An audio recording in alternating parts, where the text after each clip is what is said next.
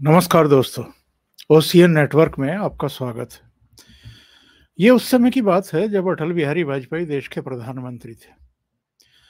जाहिर है उस समय भी कांग्रेस विपक्ष में ही थी, इसीलिए भारतीय जनता पार्टी के नेता देश के प्रधानमंत्री थे। और उन दिनों मैं कांग्रेस को कवर करता था अमर उजाला की तरफ से। नियमित ब्रीफिंग होती थी, शाम को 4 बजे का समय था। जो पार्टी के प्रवक्ता थे, उनके हेड जो हैं उस समय जयपाल रेड्डी हुआ करते थे। और जयपाल रेड्डी हिंदी में कम बात करते थे, अंग्रेजी में ज़्यादा करते थे और अंग्रेजी में भी ऐसे-ऐसे शब्द ढूँढ कर के लाते थे, जिनके अर्थ तलाश करने के लिए कई बार तो डिक्शनरी का इस्तेमाल करना पड़ता था। हमारे एक मित्र थे, वो उनको कहते थे कठिन काव्य के प्रेत। तो वो तो ख़ैर मज़ाक की बात हुई, लेकिन उस दौर में जो कांग्रेस का मीडिया डिपार्टमेंट था और जो मीडिया डिपार्टमेंट के प्रभारी बनाए जाते थे, उस समय तो बहुत लंबे समय तक अंबिका सोनी मीडिया डिपार्टमेंट को हेड करती थी, वो उसकी प्रभारी थी। टॉम वडक्कन जो बाद में भारतीय जनता पार्टी में चले गए थे, वो सेक्रेटरी थे। और प्रवक्ताओं की लंबी लिस्ट थे, आनंद शर्मा भी आते थे, मनीष तिवारी भी आते थे, जयपाल रेड्डी तो होते ही थे, कई दूसरे लोग थे। उस समय कांग्रेस इतनी हताश, इतनी निराश, इतना आपा खो देने वाली, मीडिया पर आए दिन आरोपों की बौछार करने वाली, इस तरह की तो नहीं थी। आजकल तो ये लोग चाहते हैं कि मीडिया बस राहुल गांधी को दिखाए और अगर मीडिया ऐसा नहीं कर रहा है, तो वो गोदी मीडिया है। मीडिया अगर इनके मनमाफिक कवरेज नहीं दे रहा है, इनकी भारत जोड़ो यात्रा को, तो फिर मीडिया के साथ ये बदसलूकी भी करेंगे, जैसी कल हुई है। कल क्या हुआ था? जम्मू में जो जनसभा आयोजित की गई थी, जिसको राहुल गांधी और कुछ दूसरे लोगों ने संबोधित किया, दिग्विजय सिंह ने भी संबोधित किया। दिग्विजय सिंह इस भारत जोड़ो यात्रा के संयोजक भी हैं, ये हमें ध्यान में रखना चाहिए। उन्होंने जो भाषण दिया, उसमें एयर स्ट्राइक पर सवाल खड़े कर दिए। कई ऐसी बातें उन्होंने कह डाली जो इनको नागवार गुजरी, यानी राहुल गांधी को नागवार गुजरी। और उन्होंने जयराम रमेश को आगे करके ये सुनिश्चित करने की कोशिश की कि दिग्विजय सिंह आगे मीडिया से बात ना करें। यहाँ तक तो ठीक है, आप मीडिया के लोगों से बात कर सकते थे कि हमें इस बात के लिए फेवर कर दीजिए, हम चीज़ों को डाइवर्ट नहीं करना चाहते या कंट्रोवर्शियल नहीं बनाना चाहते, ऐसा विवाद नहीं खड़ा करना चाहते जिसकी वजह से अब तक की जो ये यात्रा चली आ रही है, इस पर पानी फिर जाए। वहाँ तक भी गनीमत थी कि इस तरह के मैसेज आप रिक्वेस्ट कर लें, आप मीडिया जो आपकी पार्टी को कवर कर रहा है, कई बार लोग मान भी जाते हैं। लेकिन आप मीडिया के साथ धक्का-मुक्की पर उतर आए, उनके माइक पर हाथ लगा कर के उसको पीछे को धकेलने लगे। और अगर मीडिया के लोग दिग्विजय सिंह से जो कुछ उन्होंने मंच से कहा था, उस पर और बाइट लेना चाहते हैं, उनसे बात करना चाहते हैं, तो आप उनको रोक दें, यानी दिग्विजय सिंह और मीडिया के बीच में दीवार बन कर के खड़े हो जाएँ। तो ऐसी स्थितियाँ, परिस्थितियाँ तो कांग्रेस में कभी नहीं रही। तो आज मैं ये बताना चाहता हूँ कि कांग्रेस में एक्चुअल में इस समय चल क्या रहा है। देखिए, कांग्रेस के भीतर मेन पावर सेंटर 10 जनपद है, गांधी परिवार है, ये तो सब जानते हैं। इसमें तो कोई लेकिन किंतु परंतु है नहीं। इसके बाद उनके प्यारे और दुलारे कौन हैं और वो किस तरह से चीज़ों को टैकल कर रहे हैं, और कोई और उनके प्यारे और दुलारे ना बन जाए, इसके लिए जो वो व्यवस्था करते हैं, जो राजनीति करते हैं, जो तमाम तरह की तिकड़म में भिड़ाते हैं, वो खेल बहुत लंबे समय से कांग्रेस पार्टी में चला आ रहा है। यानी इनकी कोठरी में जो एक बार घुस जाता है, वो फिर ये नहीं चाहता कि कोई और उसमें एंट्री पाए। दिग्विजय सिंह एक ऐसा चेहरा जो कभी राहुल गांधी को गाइड करते थे, यानी राहुल गांधी के गुरु बन बैठे थे, और सबको पता था उस समय के दिग्विजय सिंह राहुल गांधी के सलाहकार बने हुए हैं और राहुल गांधी उन पर फेथ भी करते हैं। ये अलग बात है कि सोनिया गांधी कम से कम दिग्विजय सिंह पर कभी रिलाय नहीं करती थी, भरोसा नहीं करती थी, और वो कभी नहीं चाहती थी कि राहुल गांधी भी उनसे सलाहें ले, क्योंकि अतीत में भी ऐसी अनेक बातें जो है वो दिग्गी राजा कह चुके हैं, जिन्होंने मतलब कांग्रेस का बेड़ा गर्क किया है, नुकसान ही किया है, कोई फायदा तो होने का प्रश्न ही पैदा नहीं होता है।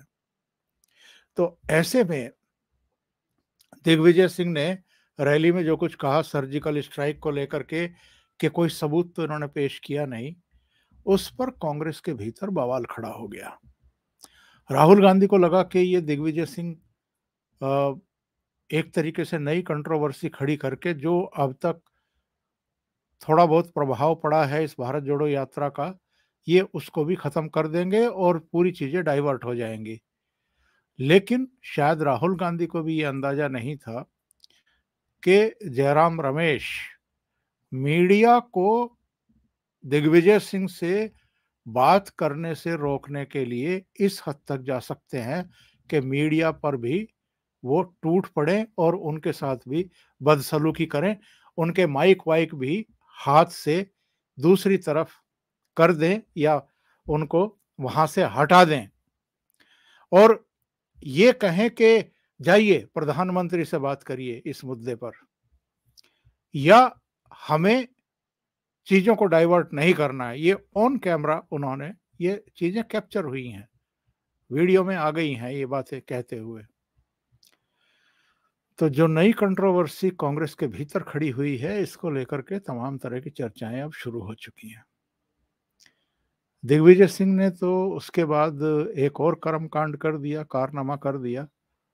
जो बातें उनको कहनी थी और जो मीडिया से नहीं कहने दी गई जयराम रमेश के द्वारा, उन्होंने अपने ट्विटर हैंडल पर एक वीडियो बनाया और डाल दिया। इसके अलावा उस समय से, उस घटना के बाद से जब जयराम रमेश ने ये सब किया, मीडिया में लगातार ये बातें आ रही हैं कि जयराम रमेश ने किस तरीके से मीडिया से बदसलूकी की है, दुर्व्यवहार किया है। एक और सीन आपको याद होगा, राजदीप सरदेसाई राहुल गांधी से कुछ पूछ रहे थे और प्रेस कॉन्फ्रेंस में, और इन्होंने राजदीप सरदेसाई को झिड़क दिया था कि आप तो चीन पर पूछेंगे, आप तो चीन पर पूछेंगे, हो गया, बहुत हो गया। और फिर राहुल गांधी को भी कह दिया उन्होंने कि राहुल जी समय हो गया है, उठिए। तो जयराम रमेश का जो ये रूप है, ये जो दबंगई वो दिखा रहे हैं, न केवल मीडिया पर रोब गालिब करने की कोशिश कर रहे हैं, बल्कि कांग्रेस के भीतर भी जो सीनियर मोस्ट नेता हैं, उनको भी एक तरीके से वो गरिया ही रहे हैं और ये साबित करने पर उतारू हैं कि इस समय तो मैं ही राहुल गांधी की नाक का बाल हूं, मैं जैसे चाहूंगा वैसे आपको बिहेव करना पड़ेगा।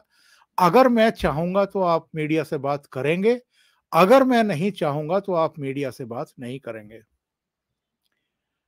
कोई भी मीडिया डिपार्टमेंट का प्रभारी अगर बनाया जाता है कांग्रेस पार्टी का, तो वो इसलिए नहीं बनाया जाता कि वो पार्टी के बाकी सीनियर नेताओं को भी गाइड करना शुरू कर दें, नियंत्रित करना शुरू कर दें और उनको अपमानित भी करना शुरू कर दें। बल्कि इसलिए किया जाता है कि जो कांग्रेस पार्टी से जुड़ी हुई गतिविधियां हैं, शीर्ष नेतृत्व से जुड़ी हुई गतिविधियां हैं, वो प्रेस में ठीक तरीके से आ जाएं, तो वो समन्वय का एक काम करता है। अब कांग्रेस पार्टी के भीतर क्या चल रहा है जरा देखिए। ये हैं आचार्य प्रमोद। उन्होंने ट्वीट किया है 24 जनवरी सुबह 10:35 पर। उन्होंने कहा है कि भारत जोड़ो यात्रा के संयोजक दिग्विजय सिंह का बयान अगर उनका निजी बयान है, तो फिर कांग्रेस के हेड मास्टर को ये भी बताना चाहिए कि पुलवामा और सर्जिकल स्ट्राइक पर पार्टी का अधिकृत बयान क्या है। इन्होंने ये खरगे साहब को भी टैग किया है, राहुल गांधी को भी और केसी वेणुगोपाल को भी। ये वो सीन है कल के, जब इन्होंने मीडिया से बदसलूकी की। अजय सहरावत हैं, इन्होंने लिखा है मीडिया से बदतमीजी आपको शोभा नहीं देती जयराम रमेश, बयान देकर छुप क्यों रहे हो। और एक और ये वो सीन है जब दिग्विजय सिंह से मीडिया के लोग बात कर रहे थे और ये बीच में आ घुसे और इन्होंने मीडिया को धक्के देना शुरू कर दिया, उनके माइक वहां से हटा दिए। ये इनका एक और बयान जिस पर इन्होंने लिखा है, सुप्रिया श्रीनेत जो इनके इनके डिपार्टमेंट की प्रवक्ता हैं, यानी कांग्रेस के डिपार्टमेंट की, और जाहिर है जयराम रमेश की भी करीबी हैं, उन्होंने क्या बयान दिया है आज। उन्होंने क्या कहा है, @राहुल गांधी नीचे लिखा हुआ है, दिग्विजय सिंह का बयान उनका निजी बयान है, मैं उससे पूर्णतः असहमत हूं। हम सेना का सम्मान करते हैं और हमें सेना के किए हुए किसी भी कार्य का कोई प्रमाण नहीं चाहिए, सेना पर गर्व है। तो इन्होंने राहुल गांधी के हवाले से ये दिया है बयान। अब जरा देखिए, एक सज्जन इनका पुराना बयान लेकर के आ गए और उन्होंने कहा कि ये है सबूत, अब या तो राहुल जी झूठे हैं या दिग्विजय सिंह। और इसमें क्या है इस बयान में, ये लिखा है, the Congress party's vision to tackle the growing issue of national security under the Modi government includes setting up a task force headed by Lieutenant General D.S. Hooda retired, who led the 2016 surgical strike. यानी DS. Hooda के नेतृत्व में वो surgical strike को complete किया गया था। तो राहुल कांग्रेस के ट्विटर हैंडल से अगर ये बात कही गई है, तो फिर दिग्विजय सिंह से पूछा जा रहा है कि फिर आप सर्जिकल स्ट्राइक पर सवाल खड़े कैसे कर रहे हैं कि सर्जिकल स्ट्राइक हुई भी थी कि नहीं हुई थी, आतंकवादी मारे भी गए थे कि नहीं मारे गए थे, इसका कोई सबूत मोदी सरकार ने अभी तक प्रस्तुत नहीं किया है। एक और देखते हैं, ये भंवर सिंह राणावत भीलवाड़ा राजस्थान से ये लिखते हैं, अनुच्छेद 370 से अलग संविधान जैसी सोच और अलगाववाद के भाव को बढ़ावा मिल रहा था जो विभाजन होने की तरफ बढ़ रहा था। सत्य यही है कि देश के जितने भी विभाजन हुए हैं वो कांग्रेस शासनकाल में ही हुए हैं। विडंबना ये है कि कुछ मूर्ख चमचे अभी भी कांग्रेस को वोट देते हैं। हद है बेवकूफ़ी की। और ये वो सीन है जब सभा में सर्जिकल स्ट्राइक पर सवाल खड़े करने के बाद दिग्विजय सिंह मीडिया से बात करते हुए दिखाई दे रहे हैं। एक और सीन जरा देखिए, पैदल चलते हुए दो यात्री कांग्रेस के, एक जयराम रमेश और एक दिग्विजय सिंह। इस फ्रेम में आपको पवन खेड़ा भी दिखाई दे रहे हैं, लेकिन इसमें जरा देखिए सीन में कि लीड कौन लेता हुआ दिखाई दे रहा है चलते हुए, और पीछे से दिग्विजय सिंह लगभग लपकते हुए उनके बराबर में आने की कोशिश कर रहे हैं या उनसे आगे निकलने की कोशिश कर रहे हैं। बस इसी एक दृश्य से आप समझ लीजिए, पहले क्या हुआ करता था, पार्टियों में एक हायरार्की होती थी कि जो सीनियर मोस्ट नेता है वो आगे रहें, अगर कैमरों से चित्र भी लिए जा रहे हैं तो वो पहले आने चाहिए, और हम अगर जूनियर हैं, उनसे हमारे दायित्व कम हैं, तो हम थोड़ा पीछे रहें। लेकिन ये सारे लिहाज अब कांग्रेस पार्टी में ही नहीं, ये चीज़ें हर पार्टी में अब टूटती हुई दिखाई दे रही हैं। कई बार तो ये शिक्षण प्रशिक्षण का काम हम भारतीय जनता पार्टी में ऑन कैमरा भी देखते हैं। कई बार अमित शाह को आपने देखा होगा कुछ दूसरे नेताओं को थोड़ा इशारा करते हुए कि आप पीछे रहिए, कैमरों के सामने ना आएं, और इसी तरीके से एकाधिक बार प्रधानमंत्री नरेंद्र मोदी को भी इस तरह के गाइडेंस देते हुए, इशारा करते हुए लोगों को देखा गया है। लेकिन ये बदला हुआ दौर, और मजेदार बात यह है कि जब सीनियर मोस्ट नेता अपने जूनियर्स को, दूसरे लोगों को इस तरह की हिदायत देते हैं, सीख देते हैं, तो बाद में इनको तूल दिया जाता है मीडिया में, सोशल मीडिया में, कि ये कैमरा जीवी हैं और किसी को फ्रेम में आने ही नहीं देना चाहते। लेकिन इन चीज़ों का कितना महत्व है और इनके कितने गहरे संदेश होते हैं, ये शायद वो नहीं समझते हैं। और अगर आपको वाक़ई उस लायक बनना है, तो आपको कितना संघर्ष करना चाहिए, कितना अनुभवी होना चाहिए, ये भी सीखने की ज़रूरत होती है। लेकिन कांग्रेस के भीतर इस समय जो कंट्रोवर्सी खड़ी हुई है, ये अभी क्या गुल खिलाने वाली है, अगले कुछ दिन ज़रूर बताएँगे। अभी के लिए इतना ही। बहुत-बहुत धन्यवाद। अगर आपको ये चैनल और इसके कंटेंट पसंद आ रहे हैं, तो लाइक करें, कमेंट करें, वीडियो को शेयर भी करें। अभी तक अगर आपने ये चैनल सब्सक्राइब नहीं किया है, तो सब्सक्राइब कर लें और साथ में लगे बेल आइकॉन को दबा दें, ताकि आगे आने वाले वीडियो और उनके नोटिफिकेशन आप तक पहुंचते रहें। एक वीडियो आखिर में सुनवा देता हूं। ये राहुल गांधी का है। उन्होंने जम्मू की रैली में ऐसी तो बहुत सारी बातें कही हैं, लेकिन एक बात ऐसी है जो जरा गले के नीचे नहीं उतर रही है। उन्होंने जम्मू कश्मीर पहुंचते ही एक तरीके से जो अलगाववादी भावना और विचार है, उसको पुष्ट करने की कोशिश की है। जरा ध्यान से सुनिएगा इसको। व्यापार करते थे, जम्मू कश्मीर को जम्मू कश्मीर के लोग चलाते थे। आज बाहर के लोग जम्मू और कश्मीर को चला रहे हैं, और हमारा जो हक है, हमारी जो आवाज है, उसको एडमिनिस्ट्रेशन सुनता नहीं है। सारा का सारा ट्रेड बाहर के लोग कर रहे हैं, जम्मू कश्मीर के लोग देखते रह गए। ये बाहर का किसको बता रहे हैं? अगर आज वहां उपराज्यपाल का शासन है और केंद्र के अधीन शासन है, मतलब जितने बड़े बदलाव वहां पर हुए थे उसके बाद ये व्यवस्था की गई थी, तो केंद्र बाहर का हो गया, उपराज्यपाल बाहर का हो गया।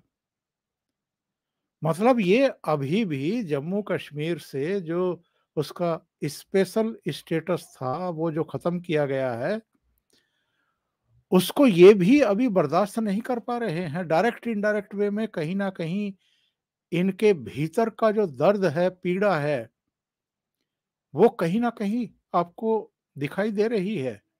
और ऐसे बयान दे करके ये क्या सिद्ध करना चाहते हैं और क्या हासिल करना चाहते हैं, जरा सोचिए। अभी के लिए इतना ही। बहुत बहुत धन्यवाद। नमस्कार।